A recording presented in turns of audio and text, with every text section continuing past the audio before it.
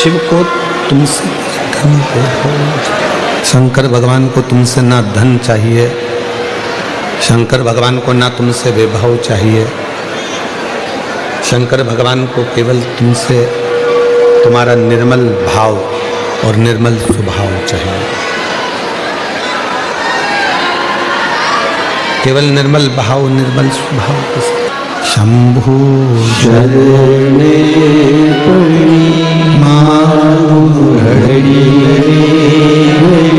दुख काटो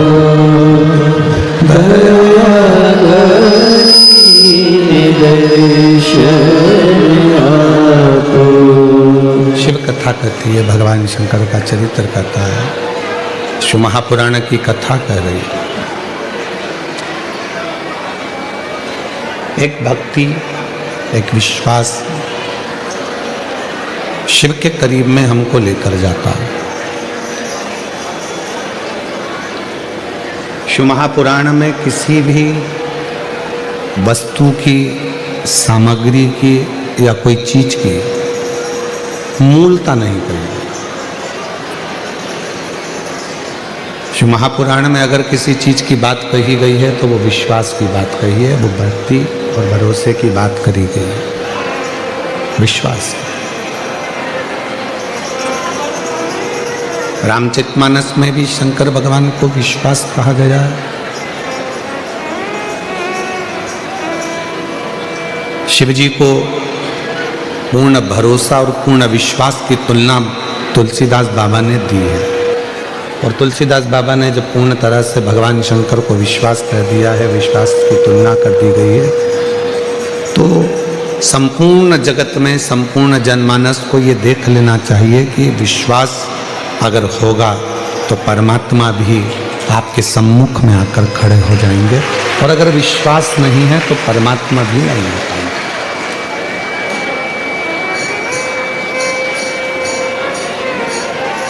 किसके वचन पर, किसकी बात पर आप भरोसा करते हैं, किसके वचन पर आप भरोसा करते हैं, किसकी बात पर आप भरोसा करते हैं, यह आपके ऊपर निर्भर करता है, यह आपके ऊपर है।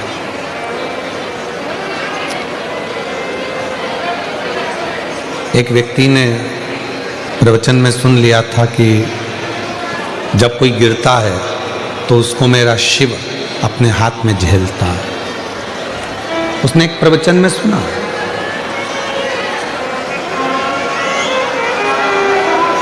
उसने एक प्रवचन में ये सुन लिया कि जब जब कोई गिरता है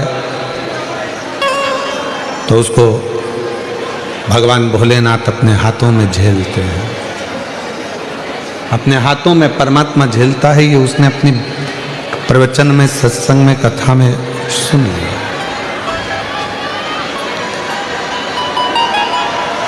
प्रवचन में ये उसने सुना।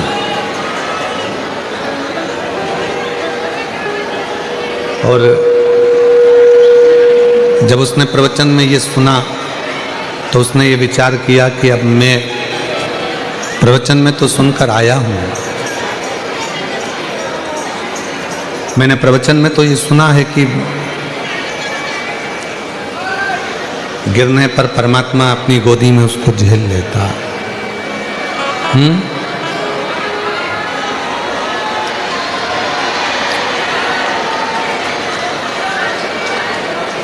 कि परमात्मा गोदी में उसको झेल लेता है, यह हमने प्रवचन में सुना है।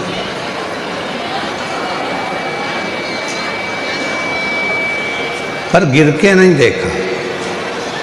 और उस व्यक्ति ने अपना विचार करा कि अब एक काम करता हूं कि एक कुएं में मैं गिर कर देखता हूं। पर संत ने ये थोड़ी ना कहा था कि तुम कुएं में गिर कर देखो।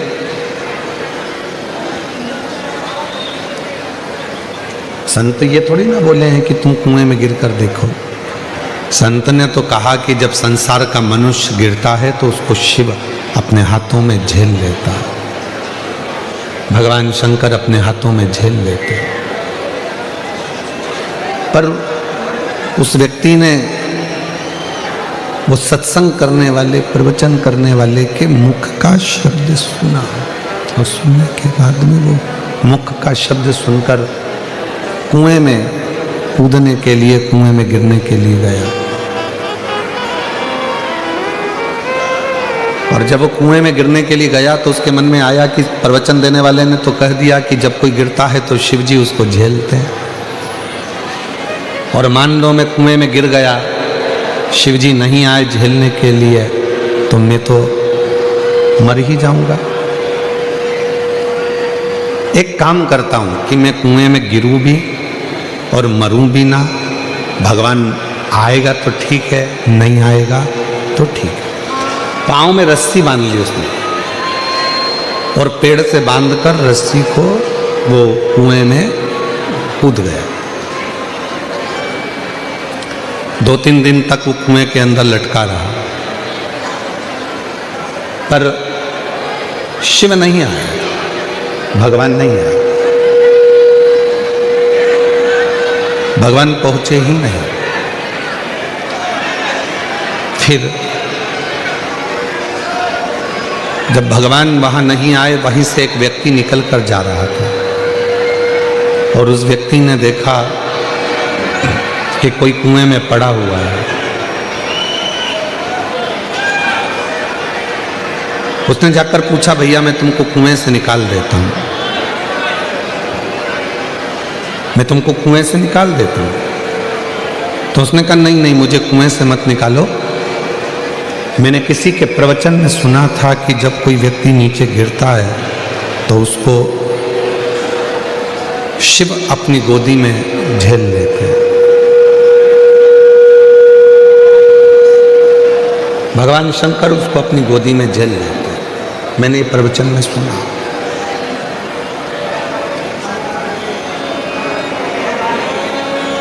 इसलिए मुझे निकालो मत ही।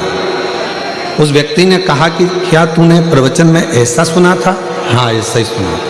अब उसने कहा जब इतनी सी बात के पीछे अगर मुझे बाबा भोलेनाथ जी का दर्शन हो रहा है तो फिर दिक्कत क्या है? उसने रस्सी ढूंढी, रस्सी मिली नहीं, और बड़ के पेड़ की डालियों को बांधकर वो कुएं में कूद गया। अब रस्सी मजबूत थी पर बड़ के पेड़ की डालियां इतनी मजबूत नहीं थी। बट वृक्ष की डालियां इतनी मजबूत नहीं थी।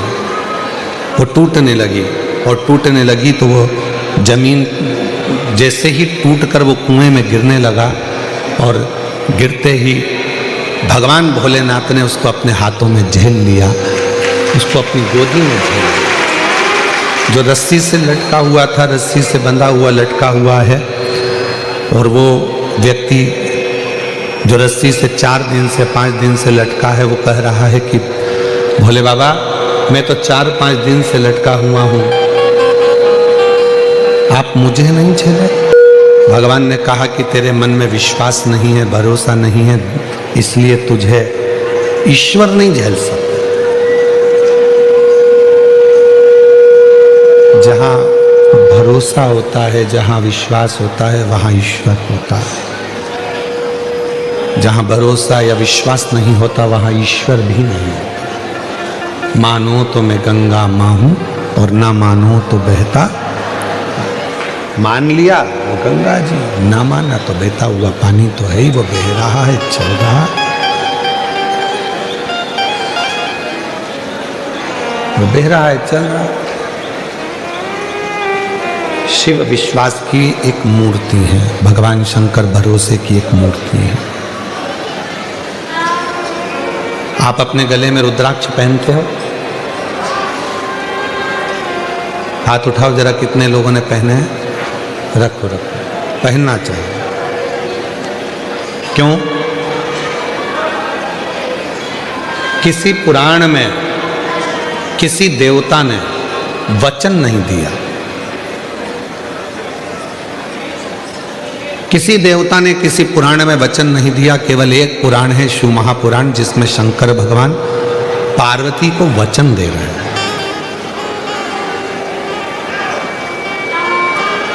शिव पार्वती को वचन दे रहे हैं, भगवान शंकर पार्वती जी को वचन दे रहे हैं। केवल एक पुराण है और वो है शिव महापुराण, जिसमें भगवान शंकर पार्वती को वचन दे रहे हैं कि पार्वती ये मेरे प्रेम का अश्रु है रुद्राक्ष। तूने जब मेरे नेत्रों का स्पर्श किया और उन नेत्रों का स्पर्श करने से जो बिंदु पृथ्वी पर गिरा, उसके गिरने से ये रुद्राक्ष का पौधा उत्पन्न हुआ।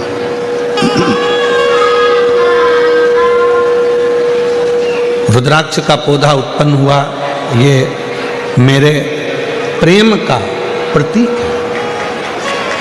और दुनिया के लोग, अगर कोई संसार का मनुष्य मुझे ढूंढना चाहता है तो पार्वती, ये रुद्राक्ष मेरा खुद का एक स्वरूप है। जिसके पास रुद्राक्ष होता है, शिव पुराण में शंकर जी पार्वती को वचन देते हैं, उसके साथ मैं हमेशा हर पल हर घड़ी हर क्षण रहूं।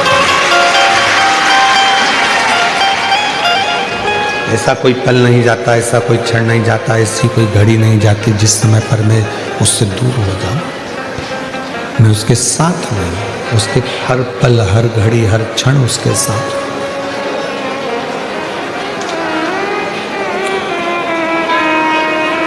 एक क्षण भी मैं उसका खाली नहीं जाने देता, हर क्षण में उसके साथ में। इसलिए शिव महापुराण की कथा कहती है कि अपने गले में रुद्राक्ष का होना बहुत जरूरी है। जितने ब्लड प्रेशर वाले होते हैं, जितने शुगर वाले होते हैं, काशी में IIT ने इस पर शोध किया है।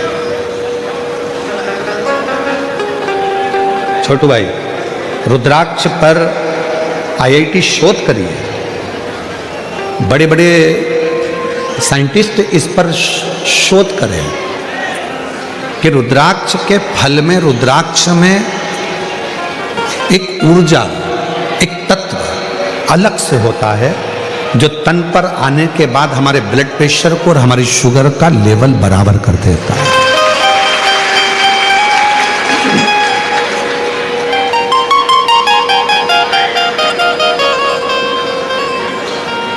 वो हमारे शुगर के लेवल को बराबर कर देता है, बराबर।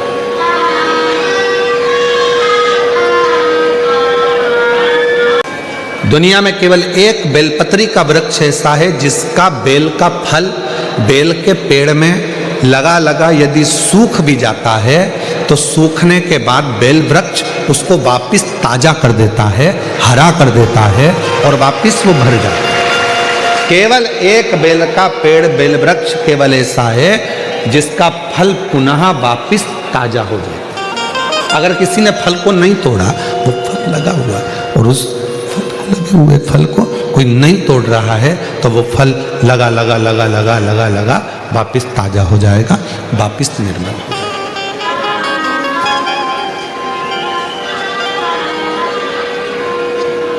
रुद्राक्ष के 4 स्वरूप हैं, सफेद, लाल, पीला और श्याम।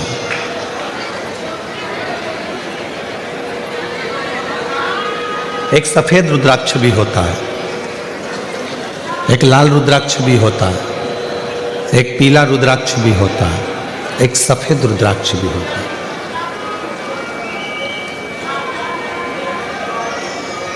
बाबा जी, एक कमल रुद्राक्ष भी होता है, एक शालिग्राम रुद्राक्ष भी होता है। वो शालिग्राम की आकृति का होता है। एक कमल रुद्राक्ष होता है, वो कमल की तरह खिला होता है, उसके अंदर भी रुद्राक्ष होता है और पत्तियां उसकी निकली होती है। बाबा जी, और जितने रुद्राक्ष होते हैं, एक मुखी से लेकर 14 मुखी तक शिव पुराण में वर्णन है और एक मुखी से 21 मुखी तक स्कंद पुराण में वर्णन है। स्कंद पुराण में सारे रुद्राक्षों में, मान लो एक मुखी रुद्राक्ष आपको मिल गया, बाबा की कृपा है। अगर असली मिल गया तो ये शिव कृपा है, शंकर की करुणा, शिव की दया।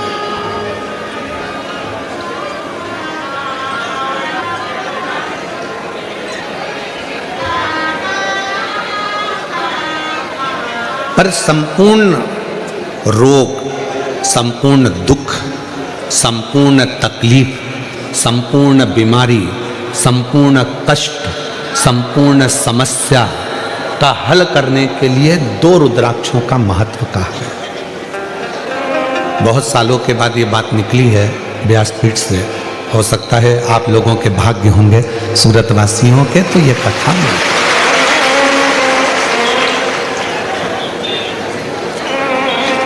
दो रुद्राक्ष ऐसे होते हैं जो संपूर्ण बीमारी के लिए, रोग के लिए, तकलीफ के लिए, कष्ट के लिए, दुख के लिए निवारण का कार्य करता है। वो है पहले नंबर पर 5 मुखी रुद्राक्ष। क्यों? शिव पंचानंद है। भगवान शंकर का एक मुख अघोर मुख है। अघोर मुख, अघोर मुख का मतलब है कि उनको क्रोध नहीं आता। अघोर मुख का मतलब है कि वो शांत स्वरूप है। कर्पूर घोरम करुणा तारम संसार सारम,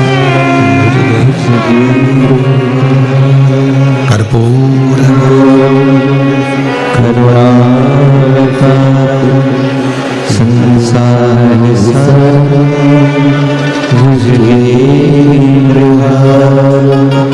सदा हृदय भवम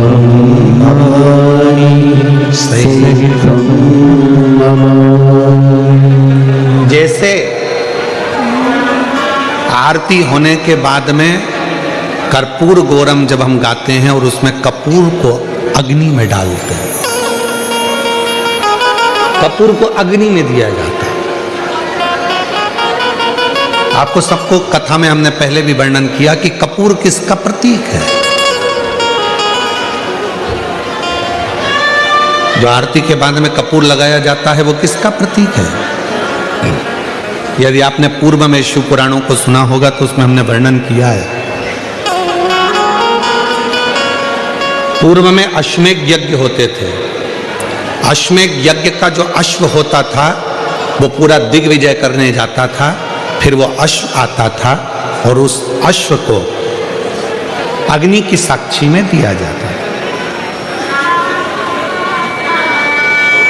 अब आज का व्यक्ति तो इतने सारे अश्वमेध यज्ञ नहीं कर सकता। आज के व्यक्ति के पास टाइम भी नहीं है, तो वो यज्ञ भी बड़ी मुश्किल से कर पाता है, हवन में भी बड़ी मुश्किल से बैठ पाता है।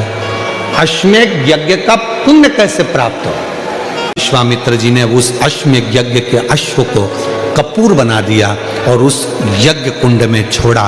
तो कहा वशिष्ठ बाबा ने और विश्वामित्र जी ने, जब संसार का मनुष्य अपने घर में नित्य आरती करता है, विशेष आरती में जब कपूर की आरती करेगा तो उसको अश्वमेध यज्ञ का फल उसी क्षण प्राप्त होगा।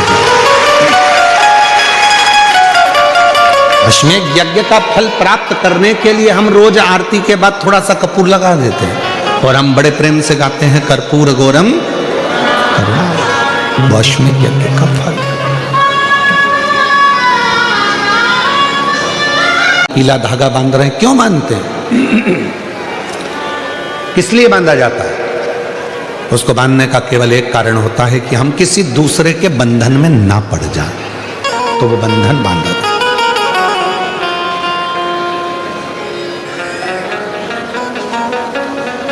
हमारे सनातन धर्म में माताएं तिलक लगाती हैं, बिंदी लगाती हैं, मांग भरती हैं। ब्रह्मांड के मध्य बिंदु में एक सूर्य रेखा होती है। सूर्य रेखा, सूर्य का रंग होता है लाल और सूर्य का रंग लाल होता है। सिंदूर, मांग में भरने वाला कुंकू लाल होता है, लाल कलर होता है। जब माताएं अपने मांग में सिंदूर भरती हैं, लाल रंग का कुंकू या सिंदूर मांग में भरती हैं, तो उनकी सूर्य रेखा प्रबल हो जाती है।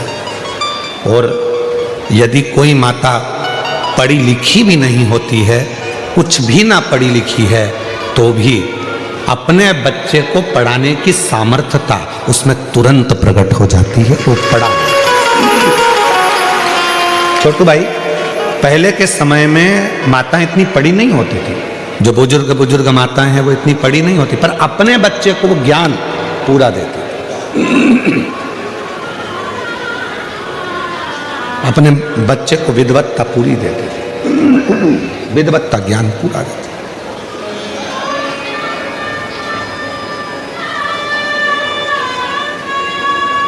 जितने भी सनातन धर्म के ये कार्य हैं, हाथ में मौली बांधना, मस्तक पर तिलक लगाना, मांग भर लेना, मंगल सूत्र धारण कर लेना,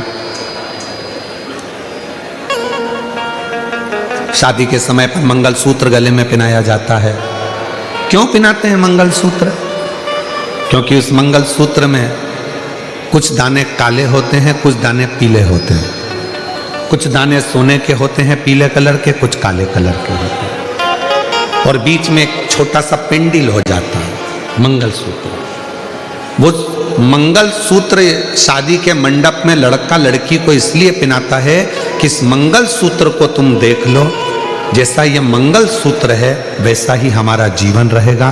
कुछ दिन काले रहेंगे तो कुछ दिन पीले रहेंगे, कुछ दिन सुख के रहेंगे तो कुछ दिन दुख के रहेंगे। पर चिंता मत करना, ये सुख और दुख के दिनों में जब हम पूर्ण तरह से निकल जाएंगे तब आखिरी में एक पेंडिल आता है। उसी तरह फिर हमारी जिंदगी में एक आनंद का दिन जरूर आएगा। वो दिन जरूर आएगा, वो दिन अपनी जिंदगी में खुशी का दिन जरूर आएगा, सुख का दिन जरूर आएगा।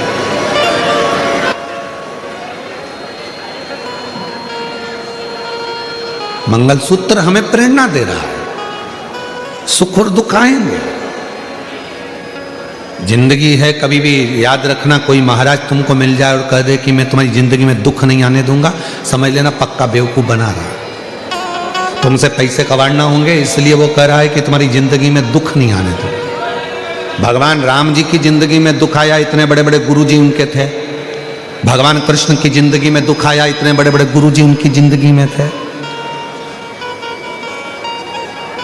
माँ जानकी के पिताजी के यहाँ इतने बड़े बड़े गुरुजी थे, तो भी माँ जानकी की जिंदगी में दुख आया।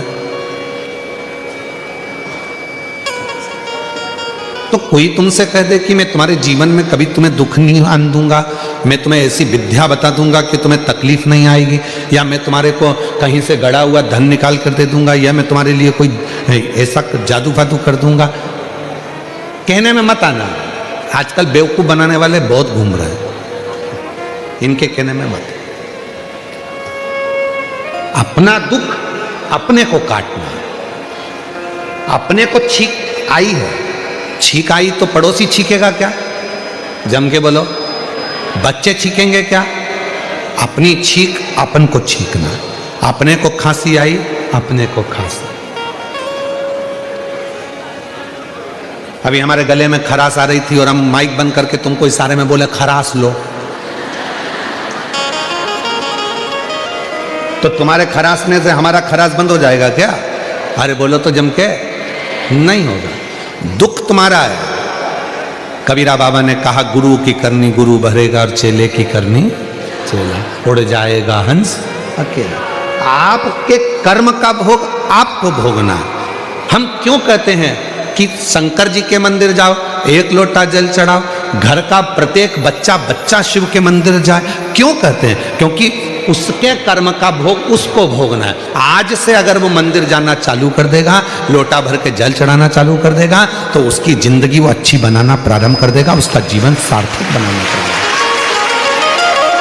इसलिए उसको स्वयं को मंदिर जाना, उसको स्वयं को मंदिर पहुंचना, उसको स्वयं जल चढ़ाने जाना,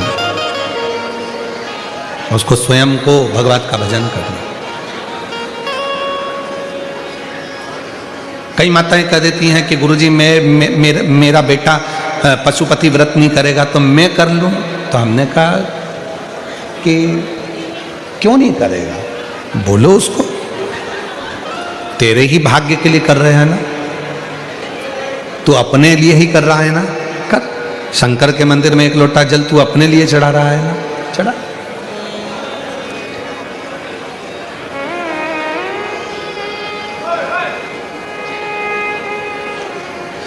टच स्क्रीन मोबाइल चल सकता है,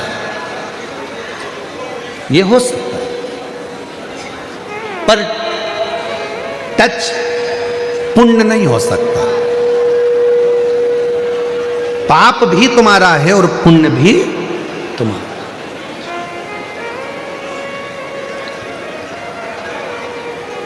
कई कई माताएं यहाँ आती हैं व्यासपीठ का पूजन करने के लिए, सिर पे पल्लू लेके, उसका पति अगर कुछ दान कर रहा है या बेलपत्र चढ़ा रहा है तो वो अपने पति को छू लेती है, टच कर लेती है।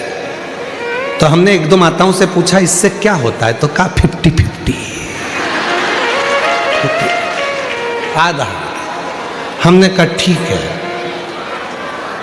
अगर ये 50-50 हो सकता है तो अब किसी के यहां शादी में जाना, एक थाली भोजन लेना, पत्नी से कहना तू टच करके रख, मैं खाता हूं। काय बाबा जी, टच करके रख।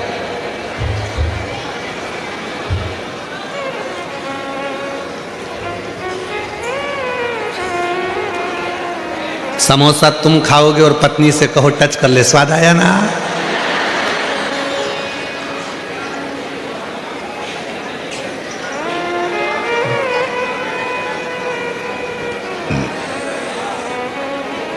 पानी पतासे वाले की दुकान पर जाकर कहना जरा मीठा पानी डालो, इसमें तिक्की का पानी डालो, पत्नी से कहना जल्दी टच कर,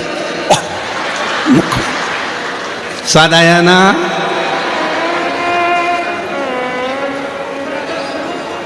पति खाएगा तो पति को स्वाद आएगा और पत्नी खाएगी तो पत्नी को। फिर ये सिस्टम कौन ने लगा दिया? ये सिस्टम लेकर कौन आया कि टच कर लो? यहां टच करने पे लोगों को जूते पड़ जाते हैं, और ये टच का सिस्टम ठीक नहीं है। कोरोना बीमारी इसी से फैली थी, तुम्हारे टच से। इस बीमारी से जरा संभल के रहना, ये वो बीमारी है, ये कहीं ना कहीं तुम्हें डुबो देगी। तुम सोचो कि मैं व्रत करूंगी उनको मिल जाएगा, वो करेंगे उनको मिल जाएगा, वो करेंगे उनको मिल जाएंगे। सारी समस्या का हल सबको चढ़ाना। बच्चे हैं, जाओ स्कूल जाने के पहले एक लोटा जल लेकर जाओ, जाओ जाओ। शंभू,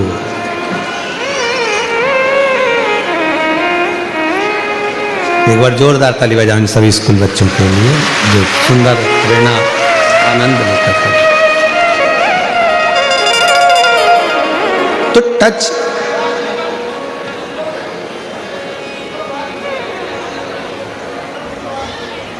दान में, धर्म में, पुण्य में, संकीर्तन में, सत्संग में, भजन में, कीर्तन में स्वतः करिए, स्वयं का।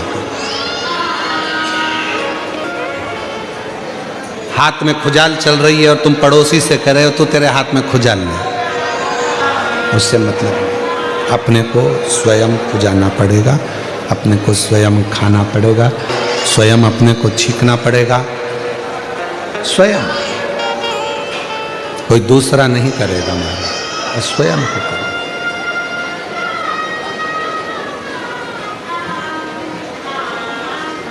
और देख लिया संसार हमने, देख लिया सब मतलब के यार हमने, देख लिया झूठे नाते, झूठे रिश्ते, झूठे नाते, झूठे रिश्ते, अरे झूठा संसार हमने देख लिया, सब मतलब के यार हमने देख लिया, देख लिया संसार हमने देख लिया, देख लिया संसार हमने देख लिया। छूने से अपना भजन अपने को स्वयं करना पड़ेगा, अपना संकीर्तन अपने को स्वयं करना पड़ेगा, अपनी अविरल भक्ति अपने को स्वयं धारण करना पड़ेगा। अपना स्मरण अपने को स्वयं करना पड़ेगा, कोई दूसरा नहीं करेगा महाराज। शंभु शंभु शंभु शंभु, दूसरा नहीं करेगा, अपने को स्वयं करना है, स्वयं। तो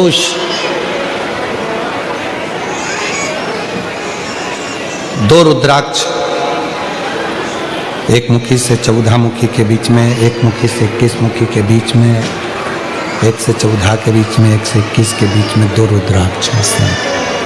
वो दो रुद्राक्ष जो दुख को, तकलीफ को, कष्ट को, रोग को, बीमारी को, तकलीफों को मिटा दे, वो दो रुद्राक्ष।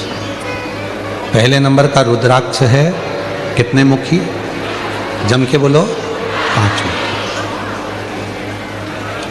और दूसरे नंबर का रुद्राक्ष का वर्णन किया गया 7 मुखी। कौन सा रुद्राक्ष? 7। पहला है 5 मुखी, दूसरा है 7 मुखी। ये दोनों भगवान पंचमुखी जो रुद्राक्ष है उसमें से एक शिवजी का मुख है अघोर मुख, अघोर मुख।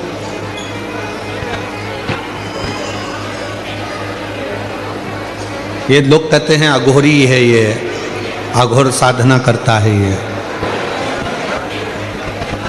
ये अघोरी है। अघोरी का मतलब, अघोर का मतलब होता है कि किसी को कष्ट ना दे।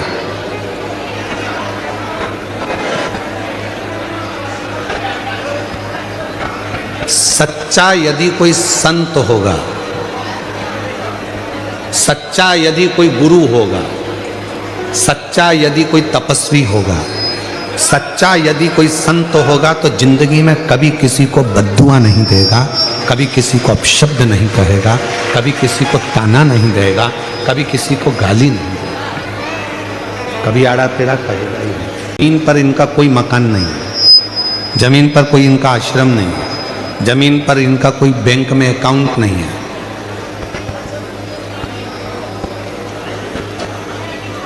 चौबीस घंटे से ज्यादा किसी नगर में रुकते नहीं,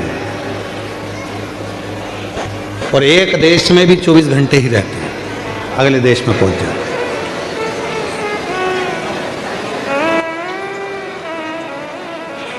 शायद ही कोई सेठ होगा, कोई करोड़पति होगा, कोई अरबपति होगा जो दान धर्म इतना करता होगा जितना ये फ्लाइट बाबा। कोई बेटी की शादी है, रोते हुए आया, झोले में से इनने निकाला, देना प्रारंभ करा। क्या कोई रकम, क्या कोई गहना, क्या कोई पैसा, कोई शिक्षा है, कोई चिकित्सा है, बाबा रहते फक्कड़ हैं। लोगों को लगेगा कुछ नहीं, पर वो कपड़े में ना जाने क्या रहता है कि बाबा की कृपा से सबको प्राप्त भी होता रहता है। बाबा फक्कड़ है, कुछ नहीं है, पर इनका बड़ा प्रेम है कि वो यहाँ आते हैं, कथा में आशीर्वाद मिल जाता है, साधुता दर्शन हो जाता है। यही पुण्यता, यही पुण्य।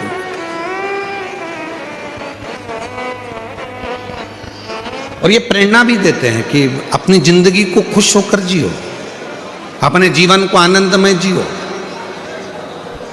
2 रुद्राक्ष हैं, और वो 2 रुद्राक्ष में एक 5 मुखी, एक 7 मुखी। 5 मुखी रुद्राक्ष में एक, ये 5 मुखी जो रुद्राक्ष होते हैं इसमें शंकर भगवान का एक अघोर मुख होता है, वो शांति का प्रतीक होता है, शांति, सहजता का। लोग कहते हैं कि अघोरी के पास मत जाना, अघोर विद्या करने वाले दूसरे का बुरा कर, ना ना ना। सच्चा अघोरी, सच्चा शंकर का भक्त, सच्चा परमात्मा का भक्त कभी किसी का बुरा करता ही नहीं।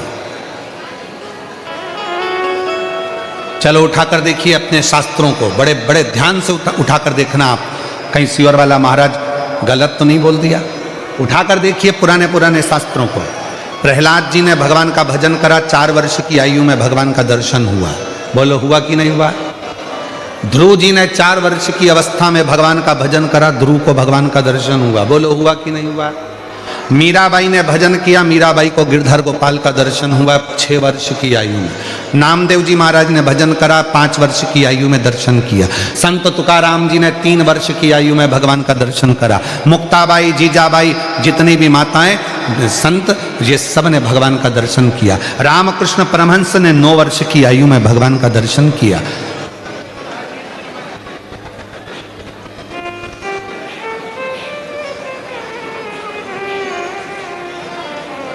भगवत भजन। और पुराने पुराने फिर ऋषियों को निकाला जाए, जिनको गुस्सा आ जाता था और 2 मिनट में श्राप दे देते थे। वो तपस्या करते रहते थे, पर भगवान उनके सामने प्रकट ही नहीं हो पाते। कारण क्या था? पुण्य तो इकट्ठा करते थे, तपस्या के बल पर वो अपने पुण्य एकत्रित कर लेते थे, पर गुस्से में आकर श्राप दे देते थे। श्राप दिया, पुण्य समाप्त, तो परमात्मा का दर्शन नहीं हो पाता। हमने पुण्य किसके लिए इकट्ठा करा? अपने लिए। और अगर हम उसको अपशब्द कहकर, गाली देकर, आड़ा टेढ़ा बोलकर, बद्दुआ देकर, किसी को श्राप देकर अपने पुण्य को अगर हम समाप्त कर लेते हैं, तो परमात्मा कभी नहीं मिलता। कई लोग कह देते हैं हमने इतना भजन करा है, हमें परमात्मा लेने आएगा। मैंने इतना भजन करा है, मुझे भगवान लेने के लिए आएगा। मैंने इतना तप करा है, मुझे परमात्मा दर्शन देने के लिए नहीं आ सकता।